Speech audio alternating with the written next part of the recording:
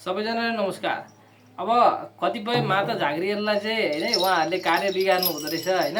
अनि कार्य बिगारेपछि फलाना ठाउँमा जान, फलाना मोरङमा मेरो आफ्नो मान्छे छ, मेरो भाइ हो, झाँक्री भाइ हो भनेर कतिपय भक्तजनहरूलाई नम्बर दिएर पठाउनु हुँदो रहेछ होइन। ठिक छ, नम्बर दिएर पठाउनु भयो, भक्तजनको उद्धार त म गरिदिन्छु, त्यसमा कुनै आपत्तिजनक भएन। तर जति पनि जना भक्तजन हेर्नुहुन्छ तपाईँहरूलाई म नमन गरेर भन्दछु, यति कुरो चाहिँ विचार पुऱ्याउनु होला। यो विजय निरौला झाँक्रीको कुनै झाँक्री आफन्त पनि होइन, कुनै झाँक्री मेरो दाजुभाइ पनि होइन, कुनै केही पनि होइन है। तपाईँहरू आफै सतर्क रहनु होला है। म एक्लो झाँक्री हो, हामी दुईजना छौँ, गुरु र म छौँ। र हामी माथिको नि हाम्रो गुरुदेव यहाँनिर तपाईँको मन्दिरको जुन एउटा हामी जसको भक्त हौँ उहाँ हो गुरु, उहाँ हो हाम्रो आफन्त।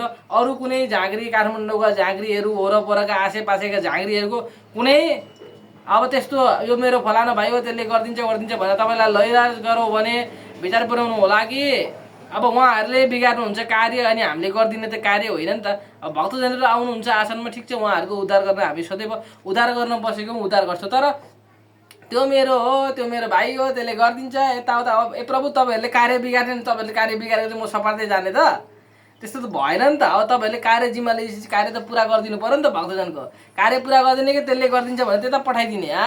लाज लाग्छ हौ तपाईँलाई, लाज लाग्नुपर्ने हो। पैसा त दिन्छ तपाईँहरू खाने, अनि अभिभार चाहिँ म बोकिदिनु पर्ने। तपाईँहरूको लाज शरम लाग्ने कुरो नगर्नु न हौ। एउटा झाँक्री भइसकेपछि हो थ्याप तेरिका हो, त्यस्तो पनि हुन्छ र? त्यस्तो त नगर्नु न हौ, त्यस्तो त भएन हौ। जब एउटा गुरु भएर आसनमा कलिसकेपछि तपाईँहरू पनि एउटा उद्धार गरिदिनु होला क्या भक्तजनको। तपाईँहरूको मन्दिरमा, थाना मन्दिरमा उद्धार हुन्छ भनेर आएको, तपाईँहरूलाई पैसा खुवाएर तपाईँहरूलाई धनी बनाउन, गाडी चढाउन आएको होइन क्या। यी कुराहरू विचार पुर्याउनु होला क्या है। तपाईँहरू सक्नुहुन्न भने हातै नहाल्नु होला, भक्तजनलाई दुःख नदिनु होला। तर त भक्तजनको यताउता एकदम बागडम भनेर त्यो दुनियाँदारी नगर्नु होला क्या। मेरो आग्रह तपाईँहरूलाई छ। र जति पनि जना भक्तजनहरू यो भिडियो हेर्दै हुन्छ तपाईँहरू आफै सचेत रहनु होला, आफै सचेत रहनु म आग्रह गर्दछु। हस्, धन्यवाद।